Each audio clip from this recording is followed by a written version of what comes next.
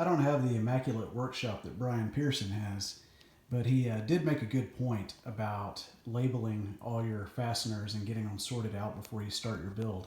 That's always a good idea, whether you're working on a motorcycle or doing anything, especially when you have a whole bunch of pieces that are similar. So the first thing I did was rewatch the Gravity Defiant assembly video, and I went through there as I was watching it, and I made a list of the different areas of the paramotor and the different fasteners and the numbers of each that correspond to each part. Then I went to Lowe's and I got myself a few little wing nuts to make checking the thread size of the fasteners easier. All in all, there's an M3, an M4, several M5, several M6, and several M8 fasteners. So I bought wing nuts for each size to check the thread. And then I opened up the bags and I labeled this cardstock the same way as my list. So I broke it down to tensioner, the spar holder, the spar hoop connectors. That's not exactly what they call it in the video, but it's what I'm calling everything. Pulley, bottom hoop, tank skids, strap connectors, filler cap, motor to tank mounts, swing arms, throttle, and harness. And then I just took some masking tape and taped down the fasteners where they belong. So as I go, I don't have to dig through anything or sort through anything. I can just follow along with the video, pull up the tape, pull out my fasteners, and put it together. I got my tools set up and I tried to lay out all the parts that go with the corresponding fasteners.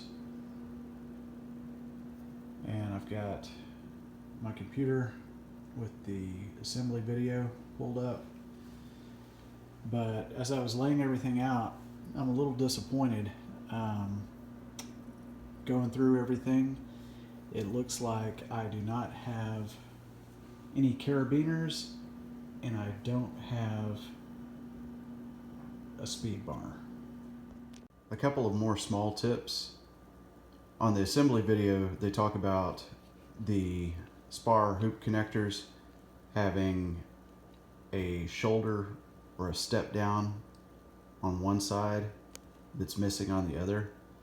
And with the deep holes and black interior, it's a little difficult to see unless you get a flashlight to look at it. The easier way to do it is to just look at the markings.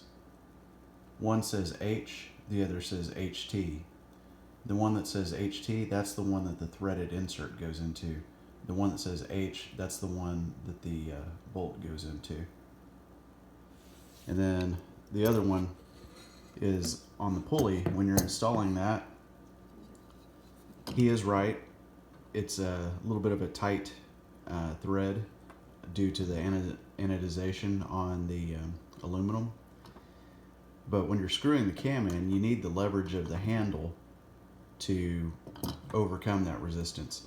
So when you're screwing it in, flop it over to the opposite position. Don't try to keep it straight up and down. Flop it over to the opposite position where it's not tight while you're screwing it down. And then once you get it nice and tight, line it up straight towards the bottom and then flip it over straight over to the top.